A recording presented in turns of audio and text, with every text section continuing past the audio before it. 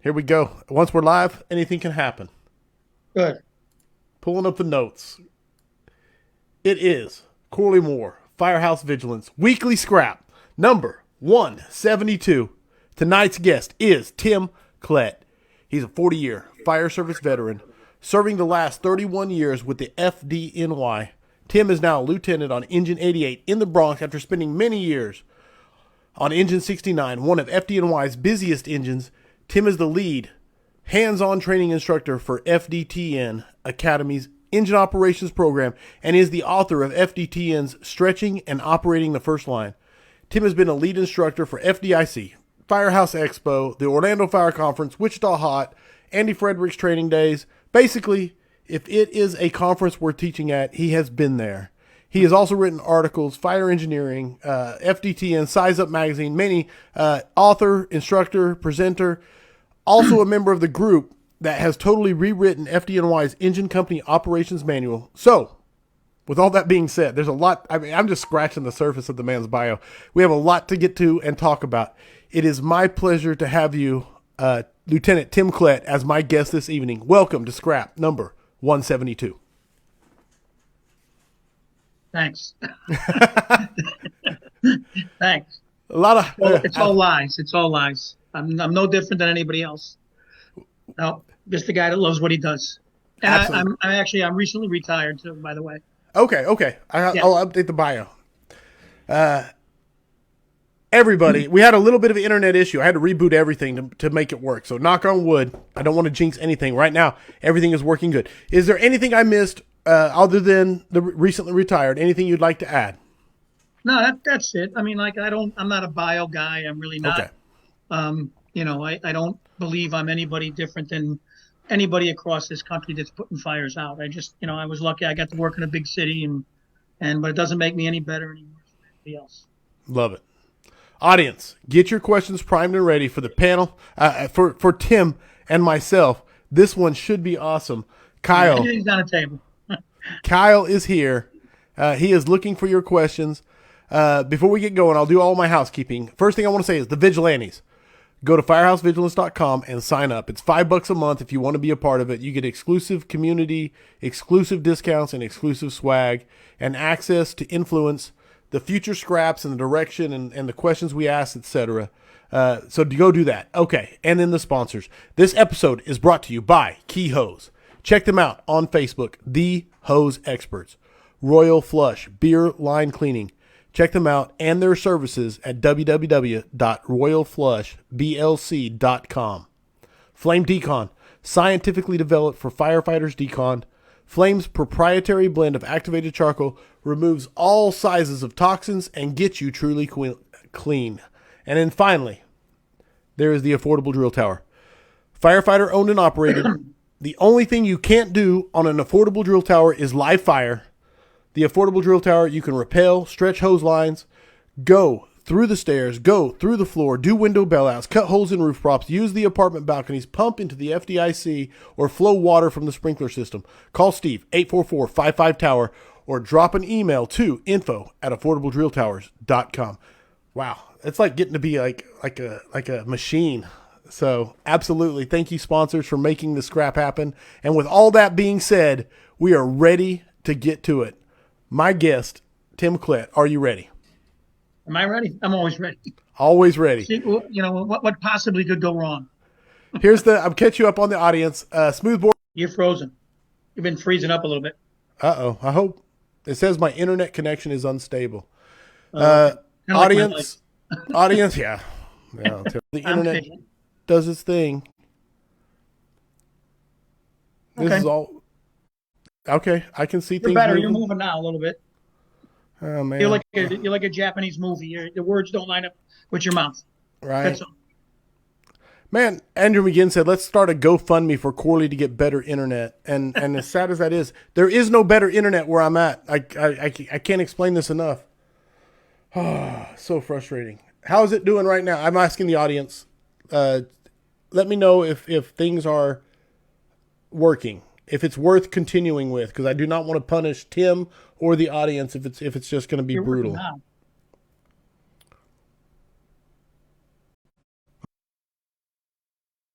I'm waiting to see a response.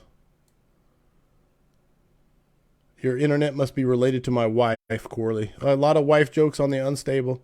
Tim beat you to it. I just got to say that. All right, good now. They're saying good now. Okay, we're going to try and plow forward like it's working. Roger that. Feed is good now, but patchy. That comes from Kyle Romagus. He said feed is good now, but patchy. Okay, we're moving forward. He's grabbing questions, and I'm going to pull up the notes here. I was going to read a whole bunch of people's things, and then everything froze. Okay, leadership, company level. That's what I wanted to start with. Your presentation at H-Rock this year blew me away. I loved it. And not just the fact that how good the content was, it was the fact that it was the last class of the day after a long day of teaching. And that is, if anybody teaches or presents knows, that is not an easy slot to come into. And so even as a person who presents and teaches, when I went in there, I was like, man, should I even go in here? But no, dude, you crushed it, knocked it out of the park, grand slam, and I was blown away. So anyway, talk to me about company level leadership. Well, I don't think it's that difficult. I think guys get themselves in trouble trying to be someone they're not. I think if you go into it and with the right mindset, and we had talked a little bit earlier about, certain key things and certain words and what you need to do to succeed. And I think, there's one word that encompasses a lot of what we do as company officers, and that's trust. I mean, and there's no barrier from trust in the firehouse to trust in the fire ground. It's just, the firemen don't make there's no difference between that. If they lose trust in you at the firehouse, they're not going to have trust with you on the fire ground. And I think that just being honest and putting them first, but you put them first in the way that you don't try to give them what you think they need. You do for them what they need.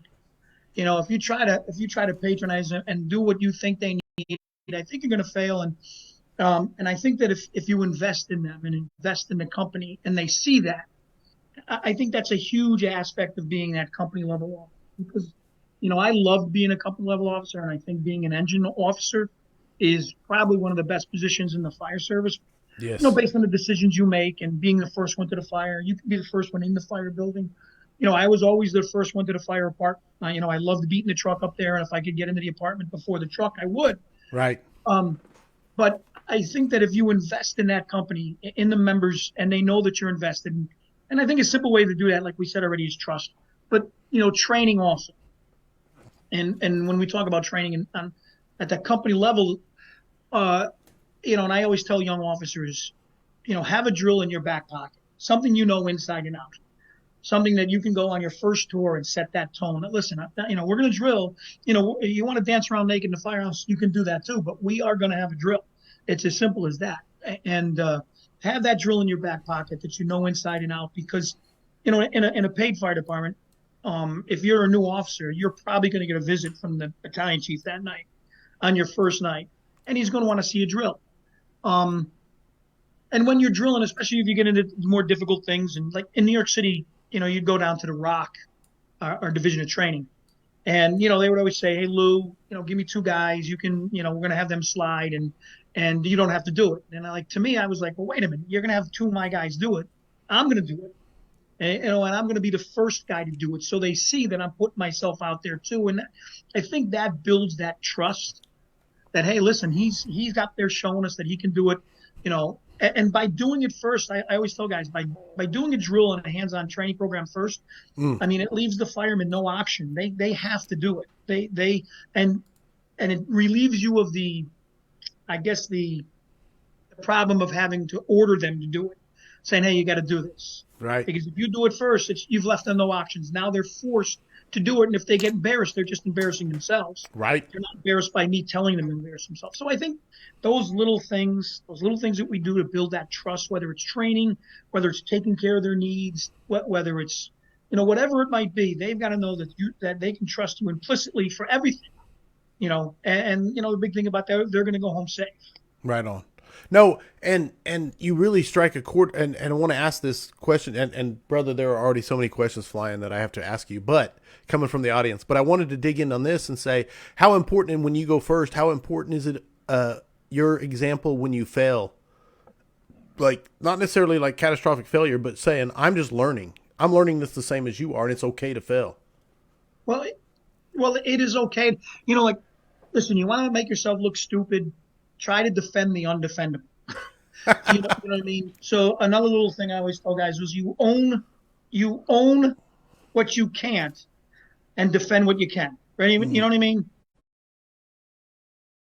If you can't defend something, you've got to own it. If you can defend it, you defend what you can and you own what you can't. And, everybody's going to make mistakes out there. There's no question. I don't know anybody that tells everything went the right way. I'll show you a liar. And, one big thing that I used to do is I would punish myself relentlessly after fires. I would go up and I would question everything I did, right down to radio calls, what I said on the radio and what I didn't say on the radio. And it, I would critique myself by myself before I would take the company together and then critique them. And, like I said, if you show me a guy that says, I've been to a fire, everything went right, I'll show you a liar. But, when things do go wrong, and they will, you've got to understand that sometimes you can defend it and sometimes you can't. And if you want to make yourself look stupid, try to defend something that you can't. I think I told you in the classroom, we had gone to a commercial building fire and we ended up stretching 1 3/4 inches. And in the New York City Fire Department, that is a SOP for the 2.5-inch hand line, hands down. There's no questions. It's a 2.5. The 1 3/4 inches showed up. I just said to the guys, hey, stretch a line. I figured that they were going to bring the 2.5. They brought the 1 3/4. Fire's over. The chief wants to know why I stretched the 2.5. I mean, the 1 3/4. Now, I had nothing to do with it. The guy stretched. So I tried to defend it, and I tried, well, chief, we didn't know this. And you realize in your head, you can hear how stupid you sound. And finally, I said, you know what, chief? I don't know what I was thinking. I will never do that again. I'll make sure the guys understand that I made the bad call, even though I didn't. The bottom line, at the end of the day, that's my company. And if my company does something wrong, it's on me. And if my company does something good, it's on them. No, love it. You know what I mean? Like, hey, Chief said to me one time, he goes, we went down these cellar stairs into this basement that, and I'll tell you this without any kind of hesitation, is that there ain't 5 engines in this New York City Fire Department that would have gone down these stairs.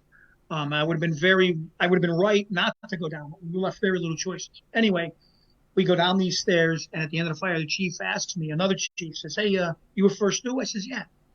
He says, how'd you get in the cellar? I said, well, we went down these stairs. He goes, no, you didn't. I said, no, yeah, we went down these stairs. He says, no, you didn't. I go, yeah, chief, we did. I said, the guys were great. They did a great job.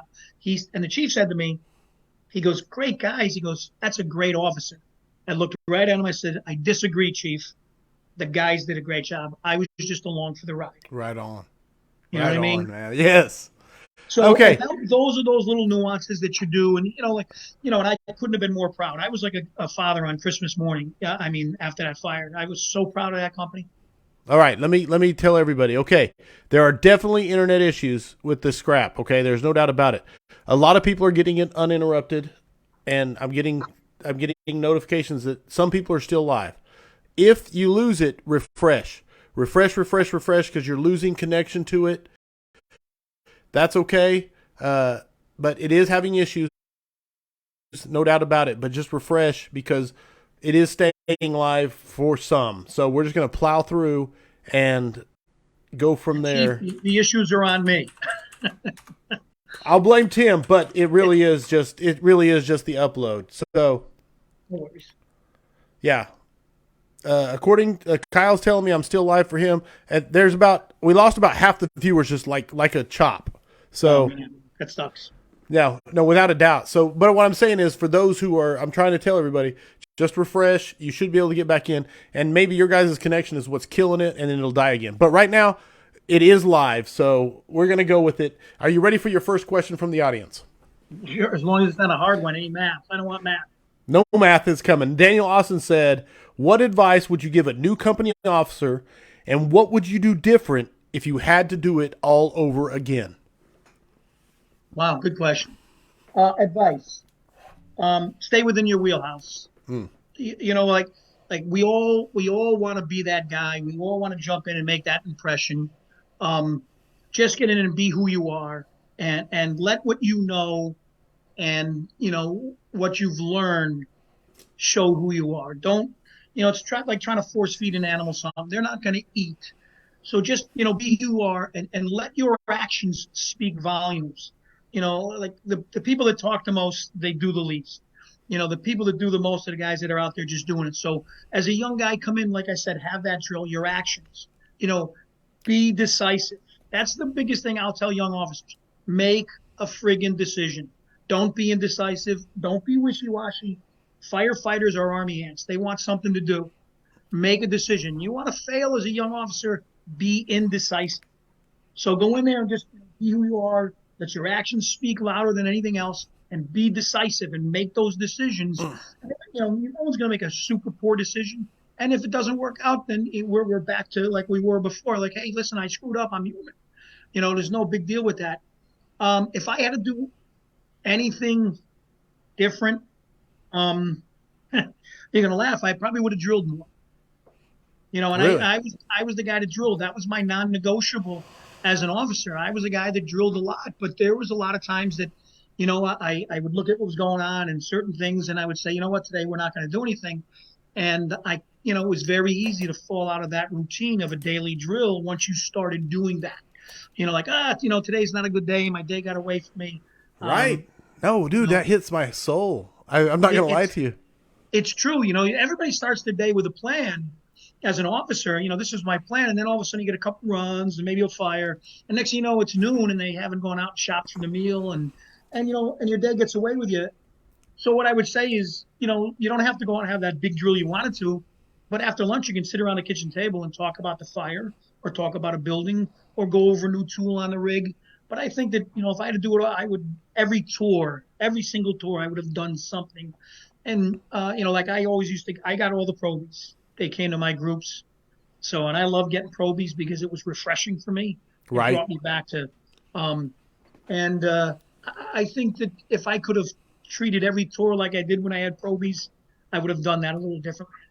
Right on, man. Now I want to highlight this, and I want people. I'll do the Kurt where you say write this down. It's the guy known for drilling more than other people. The guy known for drilling says, if I could do it all over again, I would have drilled more. And that is a powerful statement. Well, and I'll tell you one little thing is, and what you'll start to see if you are that guy and you become that guy, you'll be up in the office, and this does cross both lines too. It's not just a paid thing; it is a volunteer thing also. I'm not saying we're just talking to the paid guys. Even in the volunteers, even on an unscheduled drill night, if you're hanging around a firehouse with a couple of junior members and you're an officer, you can say, "Hey, let's go out and look at the blitz fire." There's nothing wrong with having an impromptu drill. And what I'm going to tell you is, as an officer, whether it's a paid or volunteers, is when you get a knock on your door in the office and the guy say, "Hey, Lou, we're going to go over the Stokes basket and some diamond lashing if you want to come downstairs." When the firefighters start conducting their own drills Right on. and inviting you to their drill, then you've reached that apex. You're there now, and the guys are drilling on their own. It doesn't mean you can stop. It just means that they understand you guys are now on that same page. And that's one of those subtle signs that you've made it. Love it. Love the answer. Love the question. Love the answer. And I want to tell everybody here, because right now we're around 100 people. So it just very important. There are internet issues tonight with the scrap. It is going from green light, which is great, to yellow, which is uh-oh, to red. And then if we start getting choppy, refresh, because it is still live, but it is definitely losing connectivity. So refresh. It depends on where you're at. All right. From Chief Dennis Riley, he said, question for Tim. What do you think are the critical characteristics a good engine officer must have? Well, I think he has to understand. A good engine officer has to be able to separate the fire ground. There's no question about it. And he's got to be able to make decisions based on separating that fire ground, uh, because I have my duties as an engine officer and making engine-based decisions.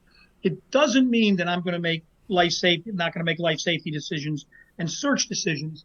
I've just got to understand that my job is to get quick water on the fire, good quality water into the fire area, and I've got to get the line there. Now, we've already covered some of that about getting the line there, because if I don't train my guys, you know, they're not going to get the line there, and I'm going to have to supervise the stretch of the line. So that's why we train. So it can free me up on the fire ground for other things. So I don't have to watch them stretch that line and get it to a position to operate. But for an engine officer, he's got to be able to separate the fire ground and understand, no matter whatever else, everything else is going on in the fire ground, it's his job, and it's imperative. It's the one decision on the fire ground that's going to be made by the engine officer. The chief isn't going to make that decision. If you walk up to the chief that just asked this question and I say, hey, chief, do you want a line? Where should I stretch it? How big it should be? And how do you want me to get it there? What do you think the chief is going to say? I don't think you're going to be a lieutenant for long. The Right. chief wants to pull up and see that line already going in the front door for the second floor fire, or going around the rear for the rear porches, or whatever it might be. So, be able to break down that fire ground and understand that how important that decision is, of size of line, placement of line, and stretching of that line. And I think those things, as it pertains to getting water into the fire area, because once we do that, a lot of his problems, the chief, a lot of the other things that are causing issues might go away. They might solve themselves. And even though it looks chaotic to that first new arriving engine officer, if he does his job the right way, some of those problems created by the fire itself might go away by good, quick water in the fire area. Now, I hope that answers him, but that's for me. I was able to separate the fire ground, and even though there was a lot, there was other stuff going on, I knew my job was, to get that line and then actually supervise its advance into the fire area. No, and I love that, because as I've moved to the BC position, which is maddening sometimes to roll up on a scene where you don't really have the control. You're in the front yard, on the sidewalk or in the car, depending on where you work. But the ability of your company officers to make those decisions just takes so much weight off your shoulders as you're seeing those things being taken care of. And also it allows the chief, to expand his perspective. Right. If he pulls up and there's no engine work going on at all, he might zero in on, like, hey, what the hell's going on with my engine, and lose everything else that's going on in the fire ground. But if he pulls up and that engine's already doing what it's supposed to do, that's one less thing. We can take it off his checklist. Boom. Okay, engine one is taking care of what they need to do. I can concentrate. Okay, I got people on the second floor, ladder one. When you get in here, this is what I need you to do. The engine's already getting their line through the front door. And that's why it's so imperative on that engine officer to be able to separate that fire ground and stick to his key duty there of getting good, quick water into the fire area. I like this. It says, Smoothbore Cartel, Kyle said, the good engine officer knows what the chief needs before he needs it. The great engine officer executes it before being told to do so. Yeah. I think Yeah. that's a summation of what you're saying. Yeah. yeah. No, it really Well, wraps that's it up. what the chief wants, and that's what the chief's going to, he's going to want that. He wants a decision-making officer, whatever the assignment might be. Also, it doesn't mean it's just engine work, but he wants a guy that's going to make a decision. Now, if he pulls up and he feels that decision might be, wrong, or it might be, it's his liberty to change that. Most guys don't do that, but at least he's going to pull up, and the ball is already rolling in the right direction. Absolutely. Again, in between questions, I'm going to say this. If it freezes, refresh. We are still live. The scrap is being extra challenging, and so can you rise to the challenge? Next one coming at you, Tim, is from Scott Hoke Jr. He says, as an up-and-coming company officer, how do you overcome the natural issue of buddy to boss mode, and at what point do you specifically make that distinguishment? Well, I like that question a lot, and I think that in a bigger job, it was very easy. From the buddy to boss thing is a very easy thing to overcome, because it's a natural thing. You go from one borough to another and you show up in a firehouse where nobody knows you. But in a smaller place, that buddy to boss thing is kind of tough. And I think that gets back to some of the stuff we've already said. You have to establish yourself right away. You know what I mean? And I'm not saying you can't be the guy's friend. And, I hate talking about discipline, and I don't know if this is a discipline question, but I never had a problem being the heavy. I just didn't. I never really had to be at that much, but there were times I had to be. And I always felt, whether you were my friend or not, if you were in my office, you're there because of you, not because of me. You know what I mean? So, I don't know if that's a conversation you have with a guy saying, hey, we can't be friends anymore. But they do have to understand, and you have to establish your authority right away. And there can be no distinction.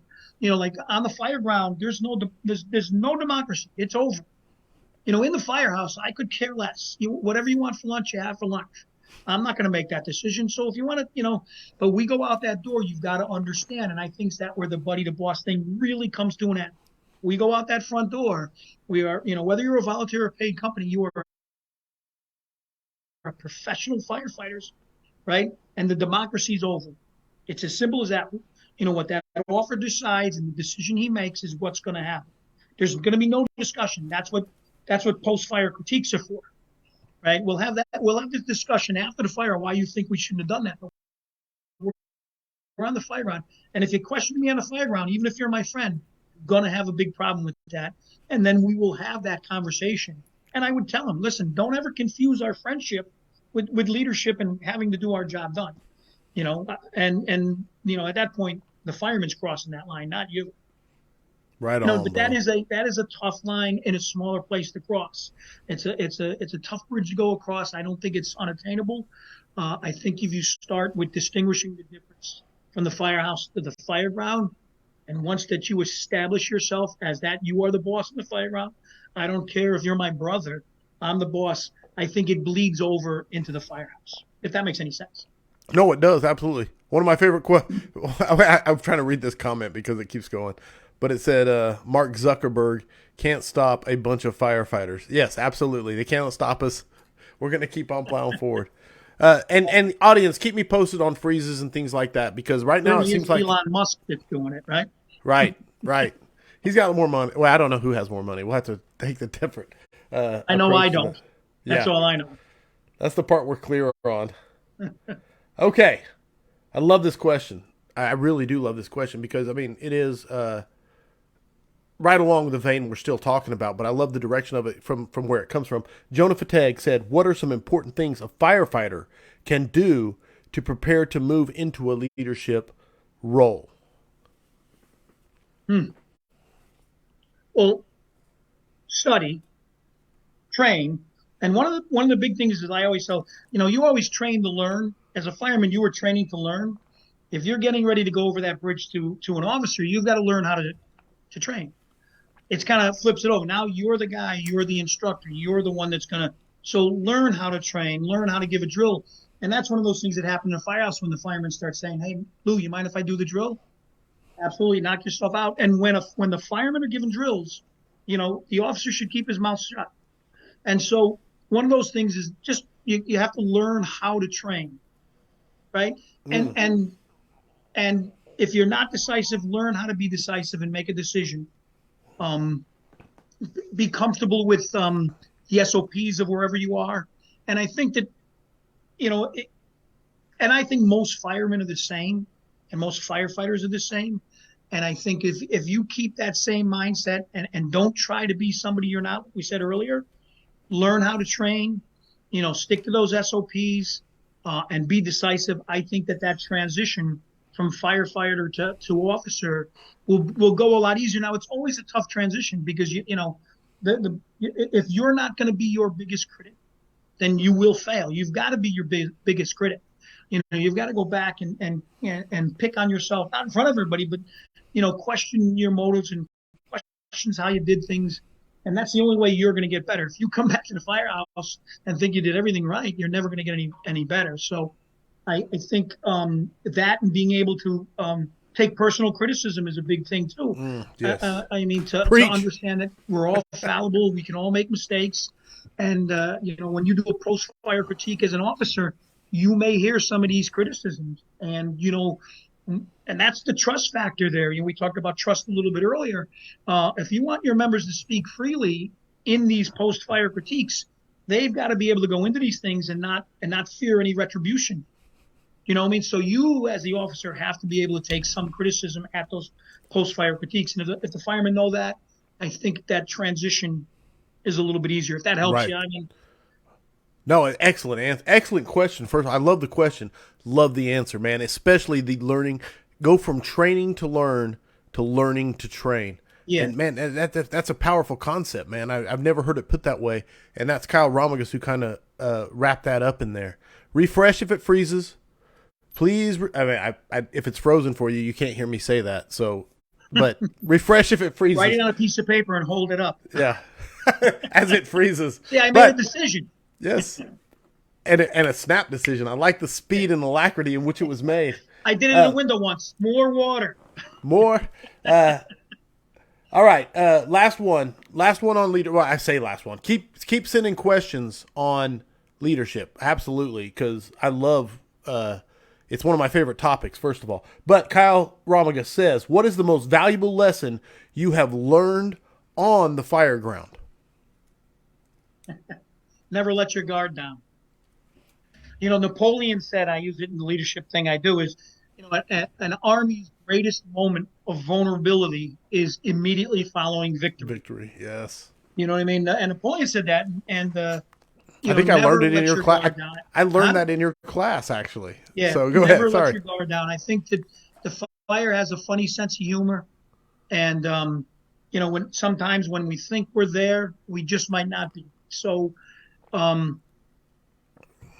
told a story at down in Florida, and I'd like to tell it today. And I don't know if it helps in this question, but we had a fire, and it happened. We thought we were okay, and the next thing you know, we weren't. And one of my members said to me after the fire, he said, Lou, I knew it was bad. And before I tell you what he said, I felt I was really proud of myself after he said it to me. And then I'll talk about it in a second after what he said. But it went to shit. We were on a top floor of this building, and the fourth floor took off, and we were basically trapped on a top floor. Wow. And my fireman said to me, he goes, Lou, I knew it was bad. And I said, well, how? He goes, because you've never raised your voice at a fire. Now, most guys would look at that and say, wow, I'm proud of that, right? Right. And then I thought about that, and I said to myself, the single time in my career that I should have been the most calm, I yelled. And it really beat me. I beat myself up. The time that I should have been the most calm, I got excited and yelled. And at first I took it as a compliment, and then I realized, hey, listen, we're officers. We should be here all the time. If the roof comes down on us, you know where we should be? Here. That's powerful. Hey, guys, we're going to be okay. This is what we need to do. And that was a huge lesson for me that day. One is we let our guard down. And two was that, when I thought I was good because it was the only time he said I raised my voice, and it was the one time that I shouldn't have. So my takeaway is no matter how bad it is, no matter what's going on, no matter if you think you're going to live or die, because you have other people that you're responsible for. And there's the other one I'll tell you in a minute, that you're responsible for. You need to be here. You can't go up. You can't go down. No matter how bad it is, you've got to make them believe it's going to be okay. And because if you yell, they're going to yell. It's as simple as that. If you get excited, they're going to get excited. Brother, because you are responsible for them. Absolutely. I read this book on, huh? Go ahead. I don't want to interrupt you. I don't want to interrupt your flow. I just finished reading a book on this German Panzer guy, and when I read one line in it, and I think that even for young officers, it's a really great line, and it said that the enthusiastic acceptance of responsibility is the most dominant characteristic that we must look for in our company level officers. And it blew my mind when I read that. I mean, the enthusiastic acceptance of responsibility. And that is it in a nutshell. You're responsible, and no matter how bad it is in the fire ground, and my takeaway was no matter what, from now on, I had to be here because I'm responsible for 4 other guys. Do you know what German Panzer general that was, so I can Otto look. Carius. Say it again. I mean, Otto, Otto. Ottocarius. IUS. Otto Carius. Okay. I absolutely love that, man. Yep. The enthusiastic acceptance of responsibility is the most dominant characteristic which we must demand of our company level officers. There you go. If you get if nothing else freezes out of this scrap, man, if you get that right there. So yeah, Joshua I Everett when said I read it and for guy and that I think that answers, you can attach that to almost every question we've had, yeah. about being responsible. And here's the other thing is I always tell guys is that, like your level, I'm not talking about calmness, but of experience. And I came from a very busy firehouse in Harlem. So I had been to a lot of fires before I got to 88. 88 was a very, very busy place, by any stretch of the imagination. And you can't operate, though, the way you think you can. You're going to have to operate within the realm of the weakest member of that company because you're responsible for them. So it's your job as the officer to bring that weak member where? To your level. And we do that through training. But if you go in there thinking that you're going to be able to go to a fire and make that same push with guys, you may not be able to do that. And you're going to see that in your first couple of tours, and you may have to bring those up. And that's when you'll see the weaknesses and their strengths, and that's all part of becoming an officer. And then bringing that company. And I always felt that when I was in 88, because of the way we were, and the chiefs knew how I drilled, and that we showed up always ready to go to work. When we got to the fire ground, we were always ready to go to work. And I would walk up, and I would walk right to the command post, and I would tell them, we're second due on a second alarm. I can get a line off a 42 engine. And you know what would happen 90% of the time? We got put to work. Right on. So be ready to go to work. Be ready to go to work. And this is one thing. No. That I love, dude, brother. You can ramble, you can tell stories, you can do whatever you want to do because it's powerful stuff and it's passionate stuff, and passion brings value to the fire service. I believe that with all my heart and soul. Love what I do. What I do. And I'm telling you right now, when you said the earlier about when your guys told you, I knew that was serious because I raised my voice, right? Mm-hmm. And I'm like you. I'm like I would take pride in that at first, Yeah.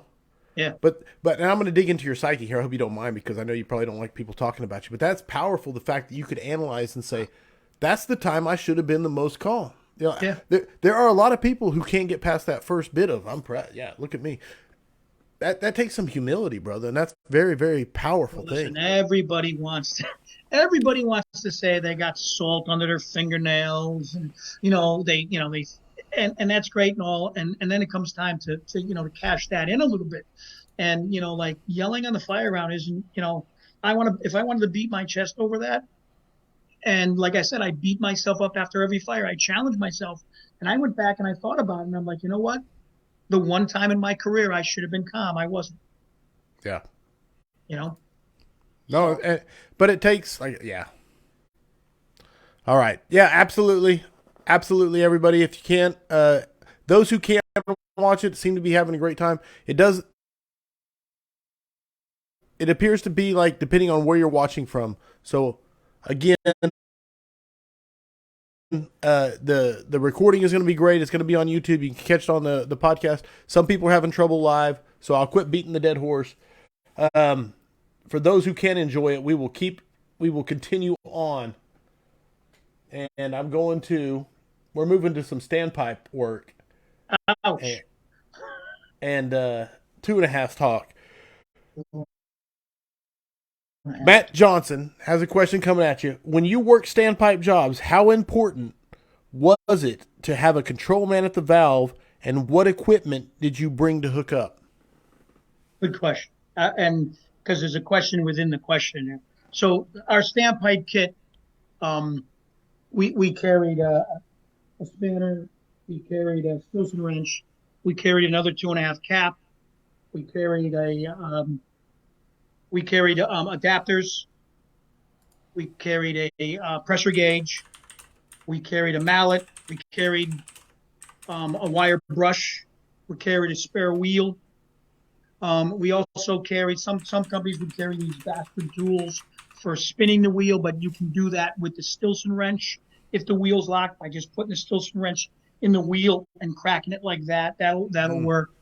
But having a control man at the outlet, I think, is a great question, especially like for us, because a lot of guys, when the second due engine gets there, they'll relieve our control man, and he'll come up to the fire floor with us. And when I worked, I told my control man, that's not happening. You're staying. I wanted my guy at the outlet. Okay, that way I had direct communication with my guy. When I called 88 control, he was answering it. So I wanted my guy to stay there. And the other thing, the reason about having one here is we do have to set that pressure, and we have to set that pressure with water flowing. It's not as important off the rig. We can have standardized numbers off the apparatus, but when we're coming off the standpipe, because of what they're supplying that standpipe with, we need the guy there to open that, and then he's going to have to gate it down if we have too much to get, once he puts the pressure gauge on there, he's going to have to set the pressure there. So I want him at that outlet to set that pressure correctly when we're either bleeding the line. If we're flowing water in a fire department, it's already too late. So we always talk about a long bleed with the 2.5 off a standpipe, which allows the control guy, the guy at the outlet, to set the correct pressure based on whether we have 3 or 4 links, based on the fact some companies have the lead length of 1.75 inches. Some are taking lead length of 2 inch. So that guy, he's going to know the number he needs to have. He's from 88. And I think it's extremely important that he stays there so we have the proper pressure. And I believe it's important for him to stay there even after that, so we have direct communication. And my call to 88 control doesn't get lost to 45 engine who's not listening for 88 control. Right. No, absolutely. Yeah. Oh, brother, man. Thank you, guys. Everybody, yeah, so there's a lot of people saying, hey, it's worth the hit refresh. Yes, it's still going on. Jonah Fateg coming back at you. As someone who doesn't have much experience with standpipes, what are some challenges from the nozzleman/attack team as compared to a standard crosslay attack off the engine? Well, so you're talking the two ends of the spectrum as far as engine work, right? Mm-hmm. So, the attack line off the crosslay is the easiest thing an engine's going to do because very little can go wrong. I mean, it's pre-connected. All you got to do is pull it, flake it out, and you're going to have water. Where the standpipe, so many things need to fall in place. We've got to bring our folds to the drop point. We've got to make the connections. Then we've got to hook up to the standpipe. We've got to supply the standpipe. And then we've got to find an area that's safe enough to flake that thing out. Some of the challenges, for the nozzle man, because the officer, if he's trained you guys, he shouldn't be supervising this. Like I never supervised the stretch. I never supervised the hookup. Standpipes for us is one of the things we drilled on a lot. I'm going to be down the hallway, hopefully in the fire department, and trying to get a search done so I can beat the truck because no one likes the truck, So, but some of the challenges is he's going to make the decision based on some of the conditions in the hallway of where to flake that line out. A lot of time I'll tell him to bring the nozzle down, but he's going to have to flake that out. And, where is he going to put the XSOs? Is he going to go beyond the fire department? Is he going to leave it in the stairway? So some of those challenges, and there's a lot of things that he's going to have to base that on. The distance from when he leaves the stairway to where the fire department is a decision. If it's a long way, it's not a big deal. But if it's right there outside the door, people might think that's an easy stretch. Well, now you've got to lose X number of feet of hose because it's only 10 feet from the stairway. So that's one of those challenges. For the attack team itself, actually managing and moving that line. Now, there are ways to move that 2.5 that make it very, very manageable.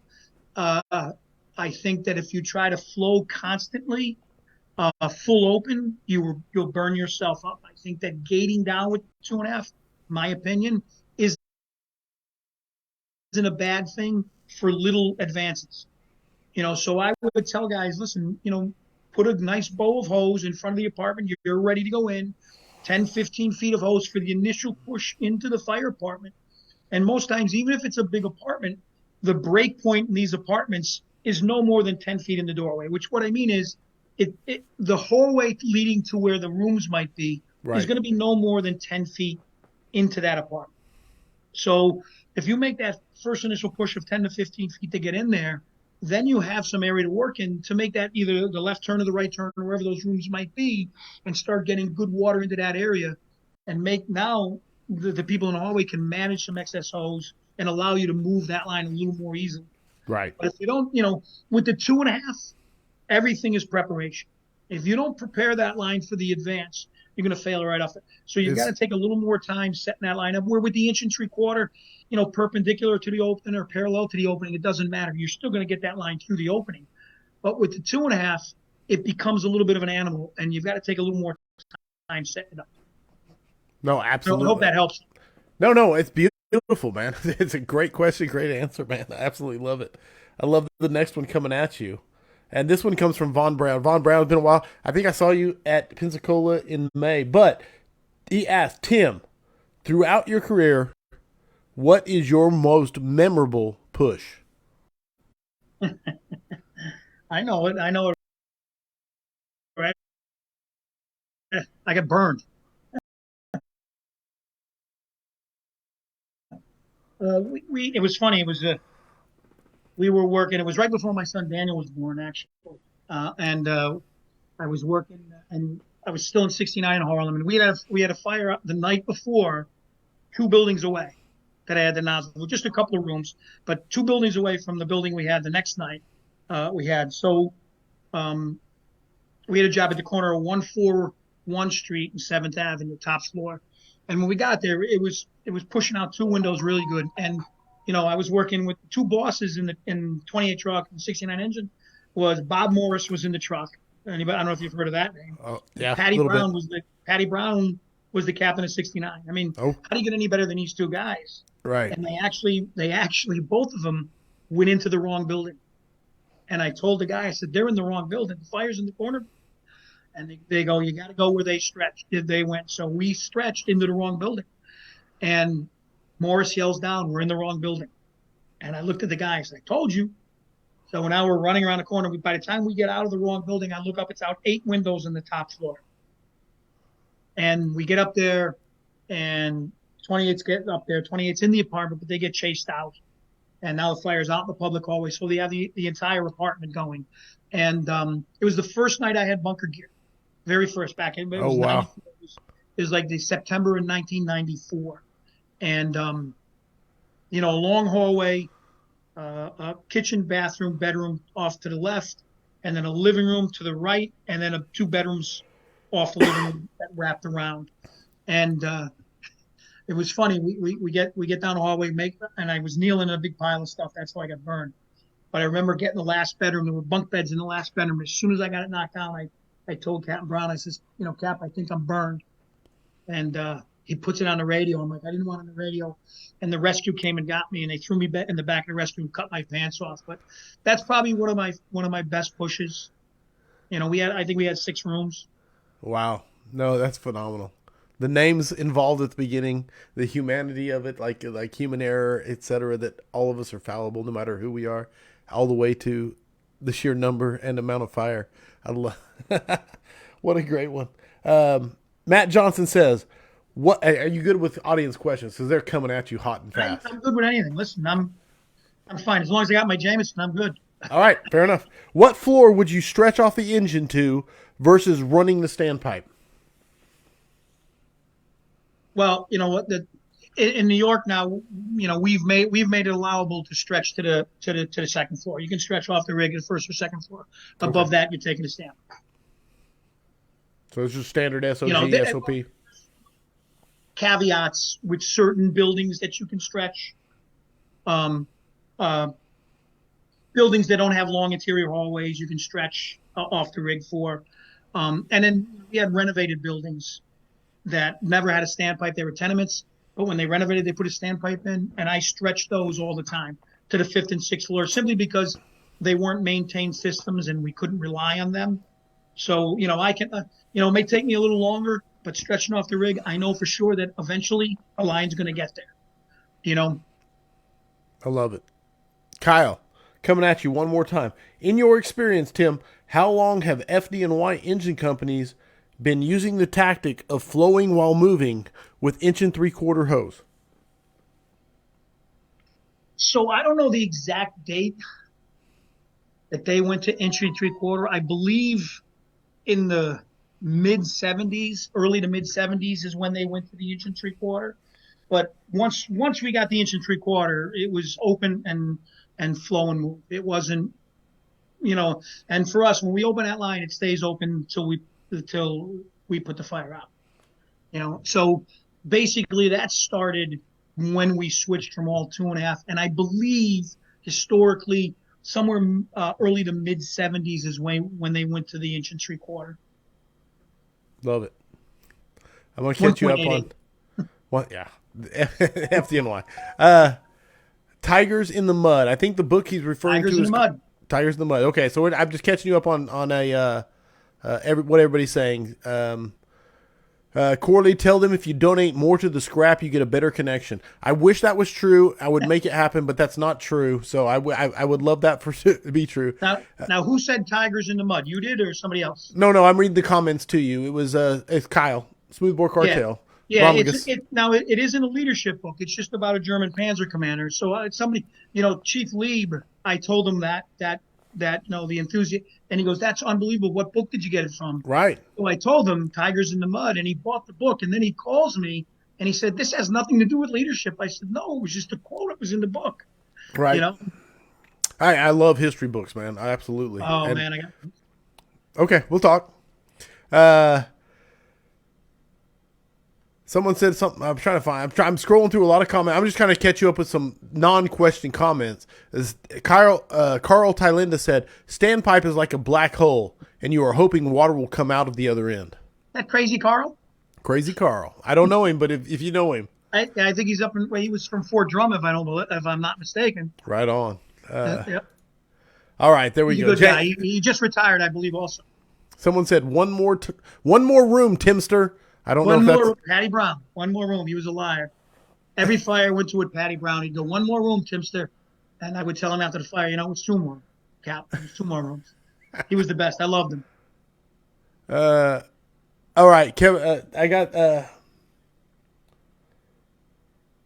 All right, Kyle said most of the remaining questions are mine. So if he has some bullet points, then go for it. So I don't dominate the questions. I absolutely love the fact that he said that.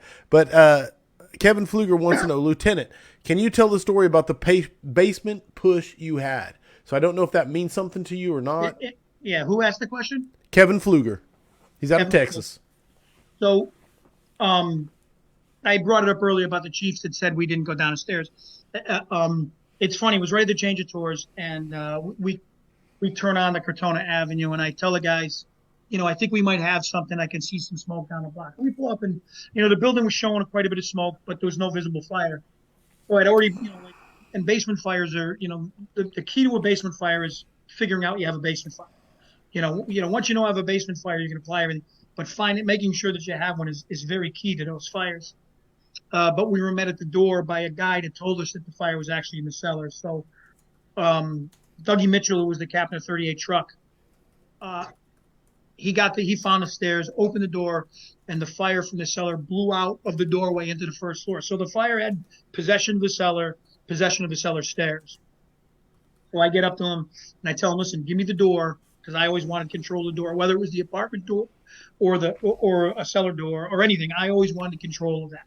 Even if it was the room that was on fire, I wanted control of that door. Right on. So I get the door, my guys come in, and I tell them what I needed them to do, how to flake out. And I told the nozzle man, this is what was going to happen, that you're going to have to flow to get down the cellar stairs. And that's worst case scenario. Most times you can get down the stairs without flowing, but because we had fire in the stairway itself, we were going to have to flow to get down. So I told them, I go, "Listen, I'm going to open the door. The fire's going to come out." I go, give it a second, and then we'll open the line and push down there. Let the fire do what it wants to do, because we're introducing it to something that it doesn't have. Right. Oh, sure enough, I opened it. goes out the first floor. We open up and we go down the stairs and one of the funny parts about that fire was that, my left and my rights, I just don't know. My body does, but it never makes my mouth. So we get to the bottom of the stairs and I'm pointing to the left and I'm yelling to the nozzle man, it's to the right. You got to go right. Al, you got to go right. And it's to the left. And I knew it's to the left. So we make the turn, and then we get good water into the cellar. But I hear the battalion chief saying that they're going to put a line into the cellar window because it's vented out a couple cellar windows and it's got the side of the building going. So I can't get a hold of the chief. And, and I asked Doug, who would follow us down the stairs. I said, hey, am I coming through? Can you hear me on the radio? And he says, yeah, I can hear you. So I get on the radio. I tell everybody, hey, shut the fuck up. Right on the radio. Everybody shuts up. And I tell the chief, listen, do not put that line in the window. We are in the cellar and we're knocking the fire down. And, after that, I couldn't have been more proud of that company that day. 88 Engine, those guys that day. And like I said earlier, I don't think really there's 5 companies that would have gone down those stairs. Yeah, I really, really don't, only because, we were left with very little choice. We hadn't identified a second means into the cellar yet. We were told there was a family trapped on the second floor. It's one of those decisions. You know what I mean? The decisions and company officers, and not to go back to company officers, but, a chief's going to give a company officer a task. It's up to the company officer to decide if he can complete that task or not. Mm-hmm. You know what I mean? So it would have been very easy for me at the cellar, top of those stairs, to say, Chief, we're going to sit here. We can't get down to something. No one ever would have questioned that. You know what I mean? But sometimes, you got to pull up your big boy pants and you make that decision. And we made that decision to get down. Guys did everything I asked, and we put that fire out. And one thing about a cellar fire, if anybody goes to those things, I would tell you, as soon as you get the fire knocked down in that cellar, as an officer, you should immediately be looking for relief of your company. And the reason I tell you that is, air becomes a premium now. And if we've used air at the front door, we've gone from the front door on the first floor to the door to the cellar, down in the cellar, throughout the entire cellar. But for us to get out, we can't just stick our head out a window anymore, and we can't dive down the stairs. We've got to go back up the stairs to the first floor that's still full of smoke to get out. So air becomes a little bit of a premium at cellar fires. So, once you get that knocked down, I would be immediately asking for a company to come down and relieve me so I can get fresh bottles. Shannon Stone said, Tim is hands down one of the best engine bosses I have had the privilege to learn from. Duh man. Yeah, I love Shannon Stone. He's a liar. Shannon's the best. He's and hopefully I'll be seeing him in New York in the summertime. I think I will be. But Shannon, if anybody gets a chance to listen to Shannon Stone, his leadership stuff, very, very good. He's going to be here next Friday in Oklahoma. He's great. He's great. Him and his brother both. DJ and him both going to be here. Me and my son both going to watch the presentation. So absolutely going to be awesome. You will not be let down. Shannon's, I speak very highly of him because it's very easy to do that. I'm a huge fan of him. I've taken his class, The Nuggets from the Right Seat, I don't know, 3 times, and every time I take more notes. Yeah. Yeah. He's and he's got a good perspective on it too. Right on. From every level. And then Brian Arnold said, hey, Tim, for all that's warm and fuzzy, please tell people why we don't use combo nozzles on standpipe operations. Well, most people don't know why we use 2.5. It's a hydraulic thing. I mean, you start on the combo nozzles, and there's a lot of, the main reason is hydraulics. I mean, you start looking at the hydraulics as supplying a combo nozzle off a standpipe system. Now, you get away with it in smaller buildings, but you get higher up, and that rig's you're going to have to strap down that rig in the street to supply it. And the other thing is, even though you're operating in a straight stream position, you get a good fire that's out in the public hallway, and you get the block walls that are heated up. You're gonna make that a very, very untenable position with a broken stream like that. So, the main reason is hydraulics, and then the difference of steam generation between the 2 nozzles is a big deal when it comes to those compartmented block areas. Right. No, you can't answer better. I don't know why we use 5 nozzles at all, but call me goofy. Kyle says, And Kyle Romicus has a lot of questions coming at you, and I love this because he's mining for gold. Is there a time frame in your career when you started noticing the fires that you were fighting progressing faster than you were used to? Is there anything you can really narrow it down to? Oh, that's a hard question only because I think by the time we get there, a lot of what they're talking about has already happened. And from, so I was an engine guy, so I always had the howitzer with me. So, I was able to, control a lot of that with water. If I had water, so, if you were asking a truck guy, a guy that's been in there doing a search without a line, he could probably answer that question a little better than I could, only because, he doesn't have water. He doesn't have the equalizer of water with him. But, I'm trying to think if I've been the one fire at all that I can say, yeah, you know what, this is one of those fires they're talking about. I don't think that fires have changed that much in the last 20 years. Everybody says 20 years. I think the plastics and synthetics and all that stuff was there. If we're talking 50 years, yeah, I think there's a change. I think there's a difference.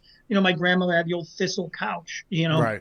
So, in my career, the time period, I don't think that I think that a lot of that change had already taken place. I think thermal pane windows have done a lot for us. When I first got on New York City, every time we turned a corner, it was fire showing. And toward the end of my career, we turned a corner and you had that black snotty stuff showing. And once they took the glass, and that's why we changed some of our protocols about taking of glass, based on those legacy fires and stuff. Right on. No, I love the answer. I love this question. This is coming from Romicus. So this is like Corley and Romicus question, Timmy Klett hour. But I love it, absolutely. If you could fill your engine, I love these fantasy questions, I really do. If you could fill your engine with any firefighters, alive or not, who would it be and what assignments would they have on the rig? I'd be the officer. I'd be the nozzle man. I'd be... No, let's see. Jimmy Carney would be the chauffeur, 100%. Patty Brown would be the boss. John Newell would be the boss. John Newell would be the boss. He was my guy. John was, Okay. No, I know Patty Brown. I'm a huge fan. So I don't know Patty Brown. I'm a huge fan of Patty Brown. Yeah, the legacy. So Newell, when you do the switch, it makes me go, really? There's someone you would take over Patty Brown. So that makes me listen. Patty Brown, I loved him and he was great, but I worked a lot more with John Newell. Okay.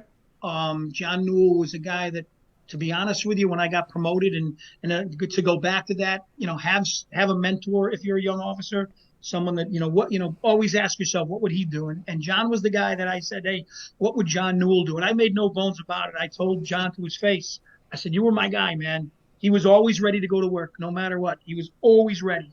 He got off that rig at every fire. He had the bottle with him. So, yeah, he'd be the boss. Carney be the chauffeur. I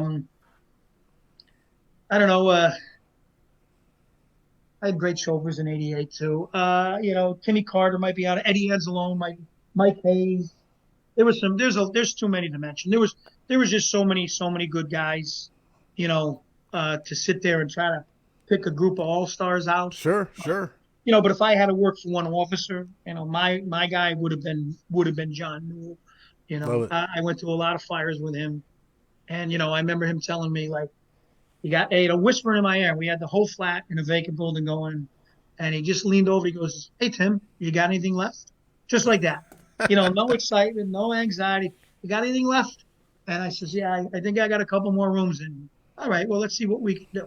I mean, he was just, and Patty Brown was no different. It was just, I worked a lot more with John and I trained a lot more. And John, I took to the FDIC with me, and he actually became a guy that taught a lot around the country too. Love the stories, man. Absolutely, and the reasons behind them, man. Kyle says, "What are some of the most common mistakes you have seen students make during the live fire engine evolutions at FDTN?" Well, I mean, listen, there's an epidemic in the fire service, and I don't know what it is, but everybody stands up. nobody's down low anymore. And you know, like if you ever see me at any training exercise where we do a live, where it's a live hands-on training, whether we flow water or not, if I'm going to take a line in through whether it's a fake hallway or to a vacant house that we're going to flow water room by room with no smoke, you'll see me. I'm very good at making myself small, and I'm down low and out of the doorway. So, you know, guys, they've got to get down low, get out of the doorway. You know, there's so much more knowledge to gain down there. It's not, you know, the guy said, well, it's not hot, it's not smoky up there. Why do I need to be down there? And then I bring them down low, especially when we're doing live burn. I go, this is why. Right now we can see the floor. We can get some direction of smoke up there. We can't even get any direct. I can look in. Maybe I can see the fire underneath the smoke. Maybe I can see the direction. So that's one of the big mistakes. And I think they try to do more than they should at the time. They try to race, and they're not deliberate in how they push a line. And I tell guys, slow down, whether there's fire in front of you or not, and be deliberate about your movements. You know, you're getting of your side moves, of sweeping the floor, of getting a line back up to the ceiling, about making those turns, you know, about waiting for the people behind you that are trying to supply you hose to catch up with you. You know, that's what happens. Oh, the guy didn't do his job. I go, well, you just ran through this building. Slow the frick down.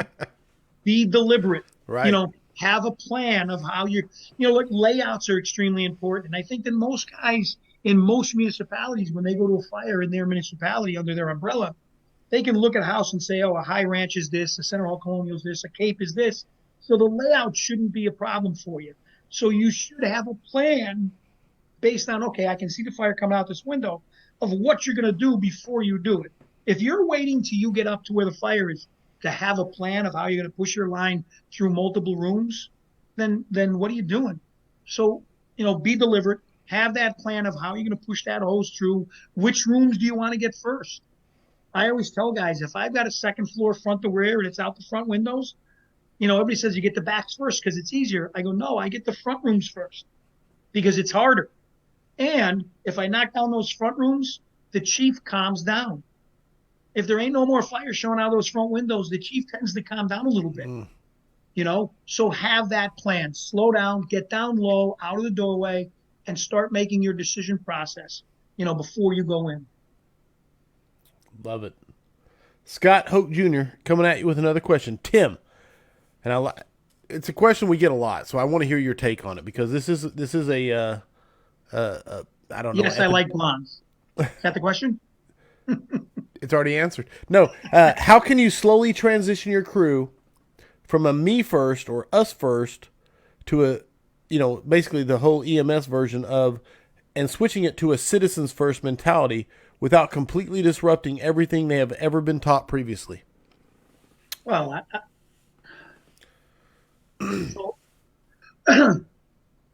I think that's a slippery slope that we talk when we talk about that, you know, and I do talk about it. A lot of people don't like when I talk about who comes first, and they come first. There's no question. They come first. Our decisions are based on them. I think that whole me mentality. I mean, if you're there with that me mentality, that I how do I say this? So there is a mindset out there that, and I don't want to say safety mongers because I think we need to be safe on the fire ground. But I think we need to be safe. But we have this term. It's called an obligation. I mean, it was in the brochure. And when we signed up to do this job, I mean, there was that word that we did have an obligation. And so we've got to understand that, you know, we're there on their worst moment, and it's got to be about them. Even in EMS, like I never was a shirker at EMS. You know, I was getting paid to do a job. Everybody hated EMS. And I would tell guys, listen, when I got on New York City Fire Department, we weren't doing it. You got on New York City Fire Department and you were doing it, and you seem to be the one that complains about it the most. You know, we're here to serve the public. At some point, though, you know, our decision making is for them. What we do on the fire ground is for them. But there is a point that, you know, like, you know, I've got to say, hey, you're going to come out with me. Right. You know, there's got to be that point, and I make that point because if you know that I have your back, we know they're first, and we're doing everything we can. But at some point, you know, it might come that I have to make that decision, them or you, and can tell you this unequivocally, 100% of the time, it's going to be you. And here's the reason is we had that word when we first started about trust, and it's the fuel that runs what we do. That and it's the thing that it's that me generation. It really is. If you know I have your back, what can't we do? Mm-hmm. But if there's any doubt of whether I have your back or whether you can trust me, I can tell you what we can't do. You know what I mean? But if you know I'm going to be there no matter what, think about what we can get done. And I think that's what we have to put into people. Like they're first. We make decisions based on that. We're going in the house. Why? Not because there's fire in there, because there's people in there. The fire's just in our way. That's all that is. That's why we go in. It's not because of the fire. The fire's in our way. We got to take care of that to make sure that people are safe. But at some point, I think that you need to know, and everybody that are with me and my guys in 88 or whatever company anybody's in, that, hey, listen, I have your back too. And then once they know that, I think it's limitless what we can do. And that's me. That's my opinion. That's when I stay quiet because I don't want to ruin a great soundbite. It's like powerful, man. It really is. It's true. Everybody says it's about the fire. It's not about the fire. Fire's just in our way. Right? Yes. I love the mindset, brother. I love the mindset. Trust is the fuel that runs what we do, man. It certainly is. Without it, we're nothing. Become a cop. Matt Johnson says, what body position have you seen the best results from to flow and move the line? Me personally, I like a knee down, a knee out in front. That's what I liked. And with the front, with the extended leg out in front, I could check the floor if I needed to. If I wasn't getting good sounding with the line, I could always give it a rap with my ankle to check that floor. I never liked the two knees down because if you start getting burned, which knee do you say? You know what I mean? With one knee down, one leg out, I can always switch if I needed to, if one certain knee started to get hot. Gotcha. People say duck walk. I mean, if you can duck walk, more power to you. But I don't know anybody can duck walk, moving a line, flowing. It's very hard to do. In your experience, who was responsible for searching the fire room after knockdown? The attack crew or the truck crew?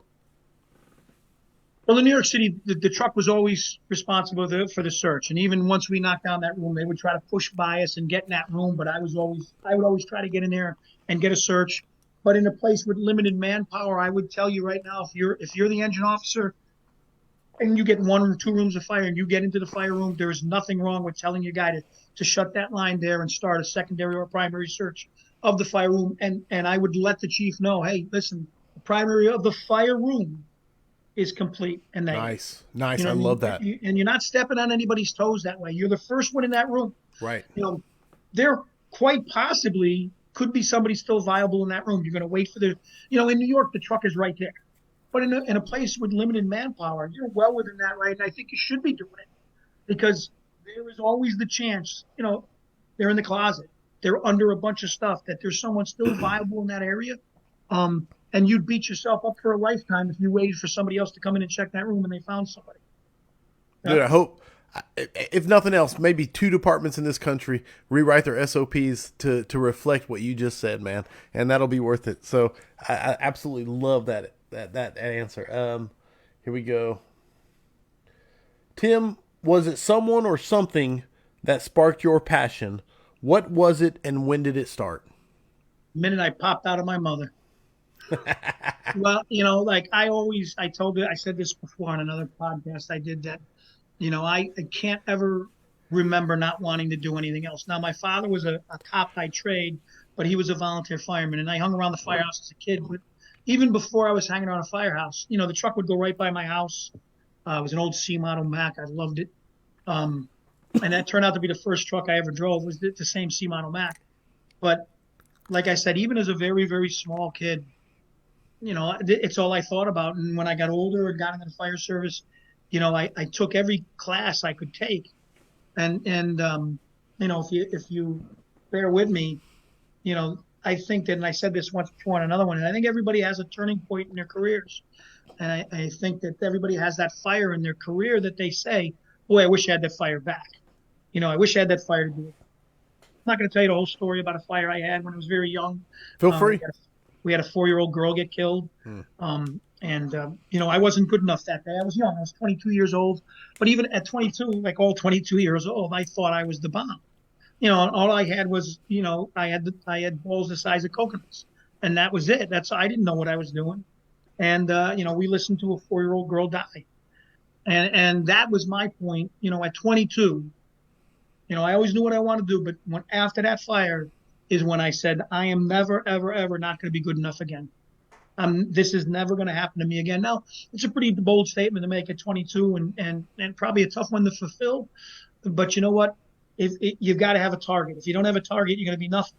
You've got to be shooting for something to get there. If you don't have a goal, then you're never going to get there. And that was the one that started that for me. That for me to say, hey, listen, I'm never ever not going to be good enough again. And that's when I took every class I could, every hands-on, got involved, took every test I could take. And did it work out for me? I don't know. But what are you writing? I have to mark timestamps for these sound bites. Oh, okay. That's what I have. Otherwise, I have to listen to the whole thing to find them again. But no, 100%. But and that's the other reason why. The whole thing again. Wait, no, I have to keep quiet because I've ruined so many good sound bites by going, "Oh yes, hell yes." But it's true. You'll know. I think everybody will know when they're there, when they make that decision that, hey, listen, this is what I want to do, and I'm never going to be not good enough again. And listen, who doesn't want to be the guy that when the chief turns around, they go, hey, Timmy, can you get this done? Yes. And you know what the chief wants to hear? Yeah, I can do that. Hell yes, I can get it done. I can do that. I can get that done for you. Von Brown said top 3 scraps, hands down. We're not even done yet. Well, we're shooting for one, though. There's still time. No, and with the issues, man, thank you, audience, for putting up with stuff that is nothing to do with Tim and 100% to do with internet. But not the point. I love to ask my guests book or books that they think firefighters should be reading. Does not have to be a firefighter book. Just, I love reading. I thought On Combat was really good. I think Grossman or Peterman wrote the book.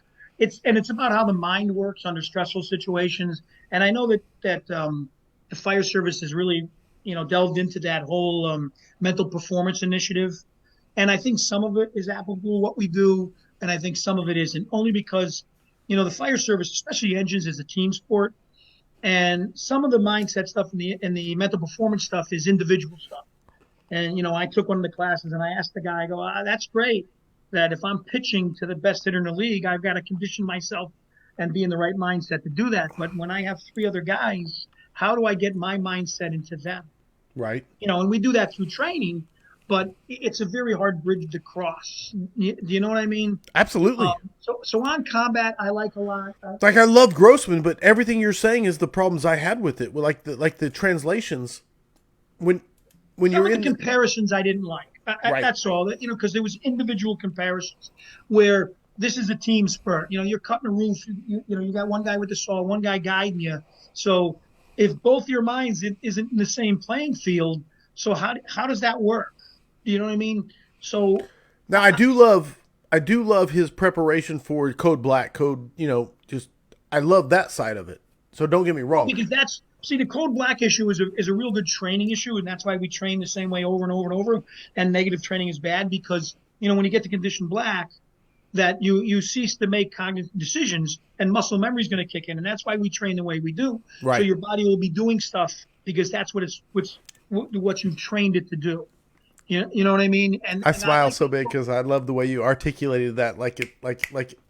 Yes, nothing. Go ahead. Like I've done this before, but yes, I like that book. Listen, any book that's fire related. I mean, even storytelling books. I could tell you to read an IFSTA manual. I could read it. I read NFPA 14. You want to put a bullet in your head? Read NFPA 14. But it's who I was. It was what I read because it's who I wanted to be. And what I wanted to know because I never wanted to be not good enough again. So once I started doing standpipes, I read NFPA 14. I wouldn't tell you to read that, but I don't know. I don't know if there's one book I would say, hey, that's the book to read to be a good fireman, Sure. because I read lots of books about World War II, and I don't know if I'd ever be a good soldier. You know what I mean? No, Because those absolutely. guys had balls the size of, not Uh, cantaloupes, even bigger than that. So, but I think that if you just stay into the game, and if you're reading Fire Engineering, Firehouse, FDTN's magazine from Jimmy McCormick's place, the Fire Department Training Network, and just get as much information. And even if it's contradicting information, everybody say, oh, that's wrong, it's wrong. There's nothing wrong with having two contradicting opinions. right You on. know, because the fire service is straight. In New York we call them in hydrants. In Baltimore they call them plugs. So there's nothing wrong with having contradicting opinions on stuff. Maybe somewhere in the middle we can find middle ground and get a real solution to the problem. So I just stay in the game. Love it. Al, there's so much. I mean, I asked one question that we planned tonight because so many great questions from the audience and everything else. This is the vigilante question of the week, and we might have already answered it somewhat, but comes from David Pruitt, and he said, "What advice would you give the next Tim Klett that is out there that wants to make a difference? The next up and passionate guy." That's easy. I think to me that would be easy. Always strive to be better than the day before. To me, I think, always try. Learn from every experience. That's all. Like I tell everybody, anytime you take a class, any training thing you do, any fire you go to, if you better yourself by one thing, just one thing from every training you do, even every fire you go to, then we start adding that up at the end of the week, at the end of the month, at the end of the year. You're 100, 200, 300, 400 things better. And I always tell guys, you don't know what you know until you use it. I had a fire one time, and we turned the block, pick up the phone, and I give the 1075. Ends up being a second alarm, really first class fire. And there was nobody hanging out the windows, nobody in the street, and everybody else. The truck boss goes, Timmy, after the fire, he goes, what did you see that gave the 1075? Because there was nothing showing. I says, years ago when I was in Harlem, an old timer always told me, when I turn the corner, I never look down the block. I never look at the buildings. He goes, I look up at the sky over the buildings. Because in New York City, the buildings are rows. He goes, I always look up over them to see if there's any smoke in the sky. And sure enough, when that night we turned that corner, and I never knew I did it, I'm always looking up, and I could see the black column of smoke coming off the rear of the building with embers in it. I knew I had a fire. And it was one of those things that you picked up in a conversation. Right. It was there, and you didn't even know what they were. The next thing, and I'm sure there's people out there in your audience that are going, shit, that happened to me. I was trying to force the door, and all of a sudden I did this. And I'm like, where did that come from? You just don't know what you know until you use it. So challenge yourself. Be better than the day before. Love it. Okay, before I get to the 5 questions, I did not know this before, like we logged in earlier. Before our internet issues, we were getting ready to go live, and I found out, you're a first generation. I don't know, you may be third for all I know, but you have 2 sons that are on the job. Yes, I do. Very, very, very connects to me. My son is on the job. He just completed his rookie year a couple months ago. And so I just wanted to pick your brain on how that's been for you, how long you've been dealing with it, and the challenges you've faced. Well, it was funny because they both joined the volunteer fire department in Montgomery, New York with me. So, Nice. Unfortunately, the 3 of us together never really got to go to a fire. We went to a couple of training fires together. Right on. Some real good fires in live burn buildings. But we never got to go to a fire. I've been to fires with my older son, Daniel, and my younger son, Connor. But we never went to fires together in the volunteers. And then they both started taking tests. They decided they wanted to be firemen. And, it's their life, everybody wants better, and I'm not saying being a fireman's bad, but you always hope they were going to be brain surgeons. Right, sure, astronauts and but, yeah. But that's what they decided, and I supported them, and now they're both of them. My older son Dan has been in Baltimore City now for 6 years. 6 years in March, I believe, or 5 years, one of the two. And Sure. then Connor, my son Connor, is in Baltimore City also, and just getting ready to graduate their academy next month. Congrats, so they'll be man. together in Baltimore in a very, very busy fire department. So it No, has its ups and downs. it's a legit job town, without a doubt. It's legit. They go to fires. Yeah, absolutely, man. I'm So a how? little jealous, and to be honest, my older son does not hold back when he goes through a fire to make sure I know that he went to one and I didn't. So, Right on. there's a little bit of rivalry going on, which I love. Um, Absolutely. but he goes to fires, and my younger son Connor will be going to fires too. Right So, on. but How is like, that? huh? How is that for you? Just you've been in the game for a long time, 40 plus, and Long time. yeah, and then Well, now it's funny. they're plugging into this. It's funny because being the guy that's on being the I'm not saying I'm the guy. I'm just saying being a guy that was a fireman. You never thought about anybody else around you and what they felt and what they thought. And even when I retired, I sat down and I looked at a lot of things and I thought about my wife and I said, she's been a fire. We've been together almost the whole time, so she's been a Okay. firefighter for 35 years also. And the only difference was she got all the bad that the job offers, none of the good. We as firemen, we get all the good, all the Oh fun. yeah. And listen, anybody out there that's listening to this, it's a lot of friggin' fun. Oh It yeah. is. I don't care what anybody says. It's a lot of fun. You know, she didn't get to go to fires. That's fun. She got weekends alone, holidays alone, snowstorms alone, 9/11 alone. She got all the bad that the job offers. And I never realized that until my son Daniel he's assigned the 14 engine in Baltimore. And last January, they had the fire on Stricker Street that killed three firefighters, two of them from 14 engine. And I couldn't get a hold of my son for a period of time. And I was actually in Georgetown, Kentucky doing a class. And I was flying home from Kentucky, from Louisville. And keeping my composure in the airport was a struggle at best because, I had visions of some very, very dark thoughts. Thank God he was okay. And he showed me a lot after that. He rose to the occasion. And that's how I know he's going to make it because not only have I heard he's a great fireman, he's a fireman. And what I mean is that, when that happened, he was at the firehouse every day, washing the rig, making sure it was ready for the funerals, taking care of the other guy that got hurt, getting called in the middle of the night by the guy's girlfriend, going over to get to his house. I mean, those are the intangibles of this job, Right on. of what we do as the fire service, as a family, I guess you'd call it. So yeah, it's good though. I'm proud of them, both of them. You should be, man. It's powerful. I love it. Okay. So on the weekly scrap, we have a thing we do, and it's called the 5 questions for firefighters. We did the original 5 questions for like 20 episodes, and then we switched it up. And so now it's called the They're next. giving me any warning what they were? I think I sent you an email at some point. Oh, okay. Whatever. In theory. I don't need any. I mean, I'm fine. But not the point. Yeah, you'll crush them. The questions are, there's no right or wrong answers. It's 100% your opinion, and the points are arbitrary, and they're assigned by me with the help of the audience to go with it. So, number 1, are you ready for the next 5 questions for 5? Okay, here we go. Number 1, what single characteristic makes the difference between a run-of-the-mill firefighter and the top-tier, go-to, badass firefighter? Dedication. You want in one word, right? One word? Dedication. Yeah.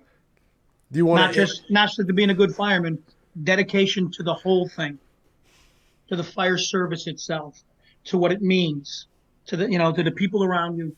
Just be dedicated to that, and understand it. But dedication, I think you need to be dedicated. If you're not in it 100%, then you're never going to get 100% out of it. So, dude, I can't even. You had me at dedication. Greg Van Ham said max points from the start. 100% max points because dedication, and not just that, the way you describe it, you like dedication, max points. Number 2, if you could go back in time and give yourself one piece of advice as a rookie probationary firefighter, what would it be? Shut up and listen. That's strong. Yeah, listen more. Not that I opened my mouth, but Anytime anybody with time opens their mouth, it's something worth hearing. Even the guys that are slouches and we know who they are, every once in a while they come out with something like, holy cow. I think that I would have done a lot more listening than talking as a younger fireman. I love it. Dude, I'm waiting to see what the audience says about shut. That's my number one piece of advice I give every. Well, you've heard the 4 ups, right?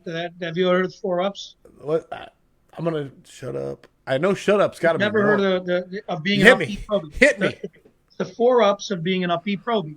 It's listen up, step up, clean up, and shut up. Okay, as long as I got one. Okay, I got one. Yeah, you want to be a good probie? Remember those 4 things. I love it. Listen up, step up, clean up, shut up. Listen up, step up, clean up, and shut up.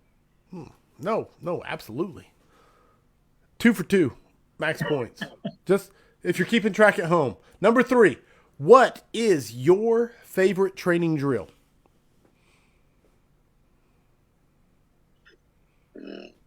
So I drilled a lot on the mask, on the SCBAs. Mask, okay. And the reason I did that was I always felt that it was the one tool we brought with us that was for us. You know what I mean? And I felt that every firefighter should be personal, should know that mask like he knows his girlfriend or his boyfriend's body. Like you grab this, you know exactly what it is.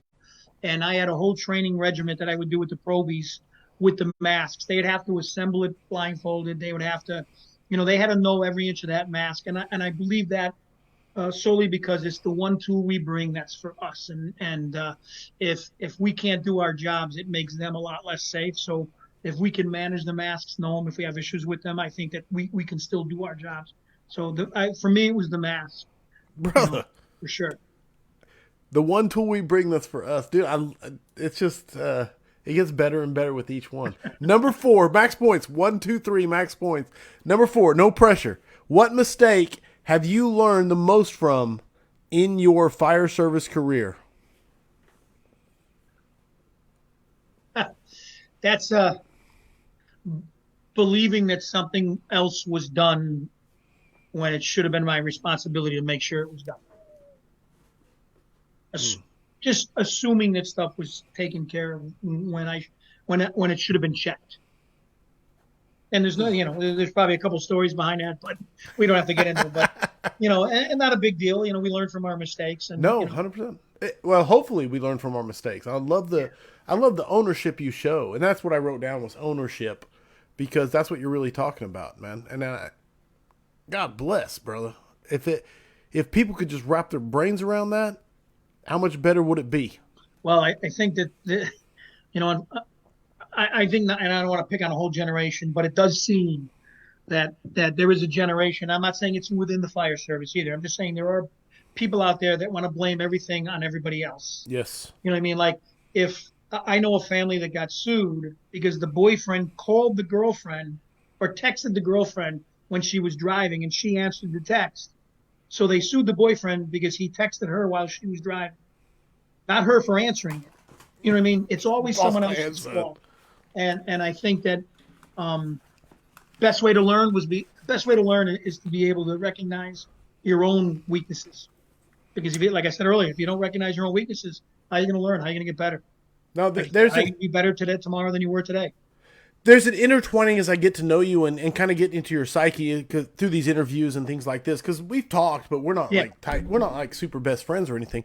But as there's a interweaving of humility that really I love and is very apparent. And I hope you don't mind me pointing that out, but it's very strong, listen, brother. I've been told that I'm very humble, and I don't know why. There's no reason for me to think that I'm anything any different than any. Listen, and there are people out there that believe they're because they work in a big city that are better than a guy that doesn't, and it's just not true. I mean, like I think people in smaller cities are better firemen. They do more than we do. They have to know everything because they just don't have the staffing.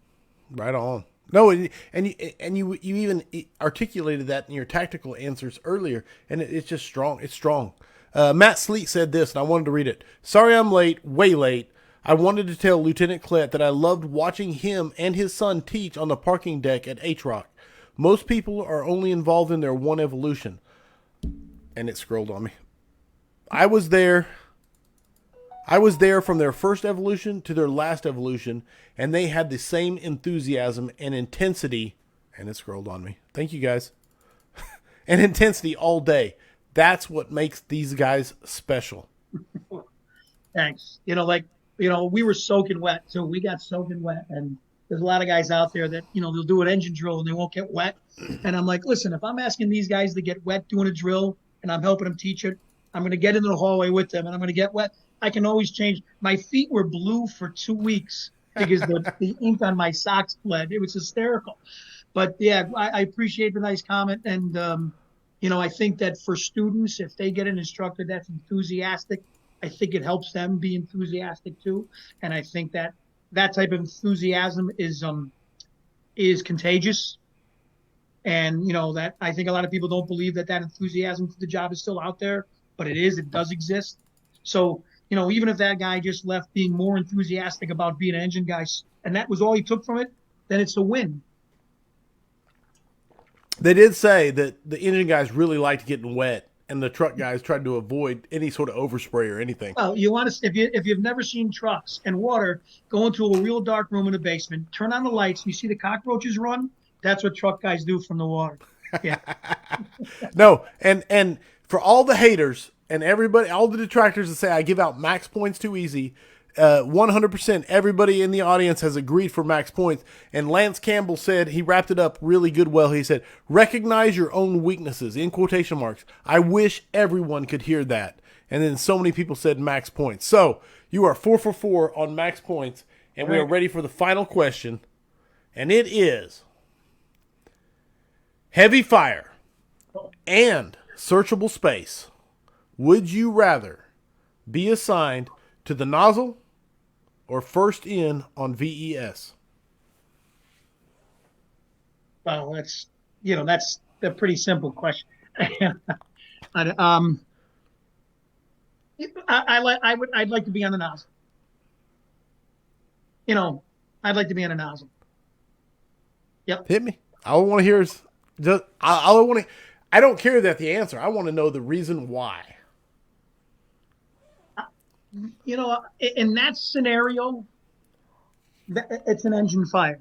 The minute you said heavy fire, that's an engine fire. You know what I mean? And I think that with a good aggressive nozzle team, you'll make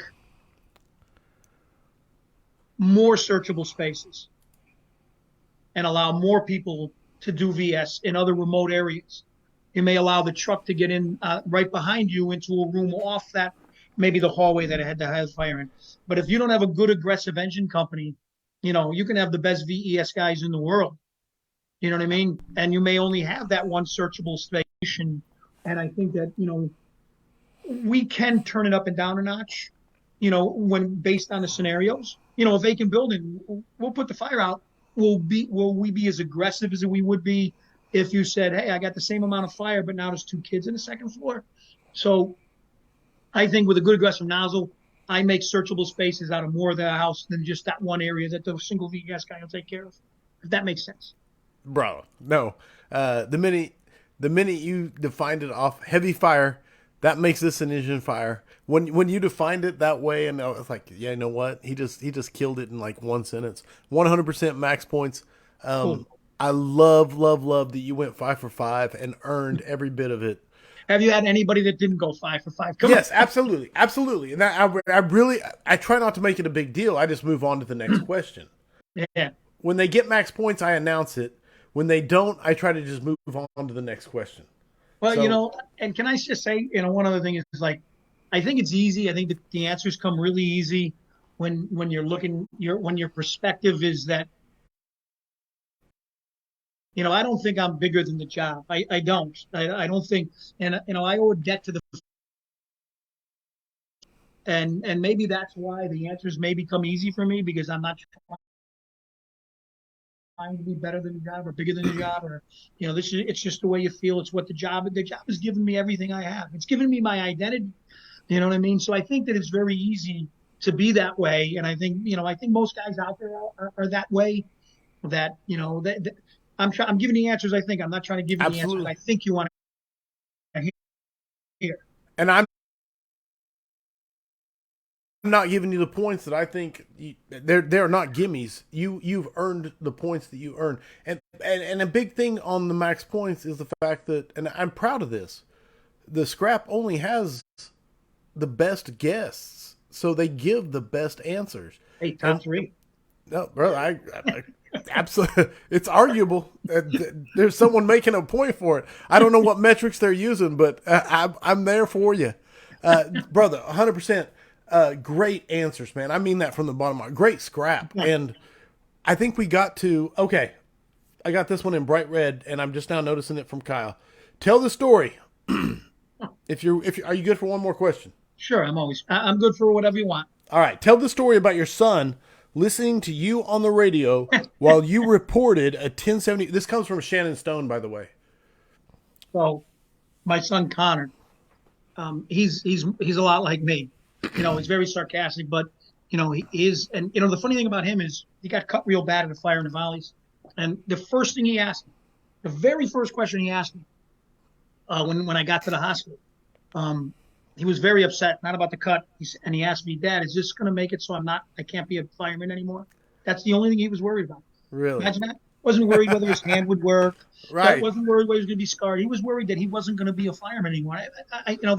That's who he is. He is into it. But so he used to listen to me all the time on the radio. And like when I do some of my communication stuff, I talk about how to talk on the radio, sound like a professional, don't yell, don't raise your voice. So I always kind of talked soft on the radio because I didn't want to be known as a screamer. One morning we get a phone alarm. It's about 6:30 in the morning. Usually he usually sleeps till 10 in the morning, this kid, but 6:30, and I turn the corner and we got a fire. So I pick up the phone and I go 88 the Bronx, like Eeyore, So, the Bronx is all excited because they're getting phone calls. They know it's a fire. I go, yeah, 1075, fire's on the first floor. Not excited, nothing. I'm busting at the seams. I got a fire, but I don't want people to know that I'm that way. So I put down the phone. We go put the fire out. 10 o'clock in the morning, my son calls me, Connor. He goes, Dad, how was that job this morning? I said, yo, you heard we had a fire? He goes, Dad, I was awake. I was listening. I heard the box go out. I go, no shit. I go, did you hear me give the 1075? He says, yeah, speak up. You sound like a pussy. True story. He says it isn't true, but it's true. Yeah, how do you make that stuff up? No, only the son. Only That's the him. son. But There yeah, you he go. got hurt real bad, and the first thing he was worried about was whether he was ever going to be a fireman again. Imagine that. And there's so much life lesson in there to learn as far as radio communication. There's a great class built in to speak up. You Yep. sound like a pussy. Well, listen, if you can't control yourself, how are you going to control anything else? First thing you need to do is control yourself, and then we can worry about controlling anything else. Right? And Kyle, Smoothbore Cartel said, max points to your son. So pass it on to Colin. Absolutely. Connor. Oh, Connor. Sorry. Connor, yeah. No, I was close. All right. And with that, we bring number 172 is officially in the books. Perfect. Tim, how can people get a hold of you? If they want to get a hold of you, reach out to you in any way, shape, or form. What's the best way? I don't know if you can put my email up, but it's eng88tk@gmail.com. Perfect. So if they want to reach out, and like I tell guys all the time, any class that I've ever given, and if I give out my email, if you have questions about anything, reach out. I mean, I get back to people. I'm not that guy that, this guy's, anybody that knows me, they know. It may take a couple days to get back to you, but if you have something that happened, you had a question about it, reach out to me. I got no problem answering guys from anywhere. Just tell me you listen to me on the on 172, and we'll go from there. It's beautiful, man. I love it. All right. Go to firehousevigilance.com. This officially brings the killer lineup of 2022 to a close because this is the last scrap of 2022. Kicking it off next year, Chief David Pruitt out of Texas. We're going to be talking about live burns and all sorts of it's going to be a good time. Following that, Driver Joe. and then Ben Martin, Chris Snow. 2023 is off to a good start. I don't know if it'll match 2022, but we're trying right out the gate. Come back it's off. anytime you want. I do, brother. I want to give you one that is internet stable, but that's the part where I got it. That's the part where I struggle. If you want me to come back, I'll come back. I don't care. I love it, man. I enjoyed it. I enjoyed it a lot. Dude, you killed it. If you want to get stickers, if you want them, go to Amazon, rate the book, the 9 L's. Give the book a rating. Make sure it's 5 stars. If you know anyone that wants to be a sponsor, like Key Hose, Affordable Drill Towers, Flame Decon, Royal Flush, Beer, Line, Cleaning, message me. If you're not part of the Vigilantes, you are missing out. It's a blast. If you want to be a part, go to firehousevigilance.com. Sign up today. Get to be a part of the Vigilantes. We have great discussions, exclusive discounts, exclusive swag. Okay, all that's out of the way. Tim Klett, thank you for giving me your Thursday evening, brother. Oh, appreciate it. I had a good time. I enjoyed it a lot, man. I feel like good questions. I feel like you brought a lot of value to the fire service tonight, and I really appreciate it. Nope. Phenomenal guest. Audience, you make the scrap special. Thank you for tuning in live. I love you all. Remember, mutts, don't scrap. I hope the tone stays silent unless it is burning. Everybody, stay safe out there.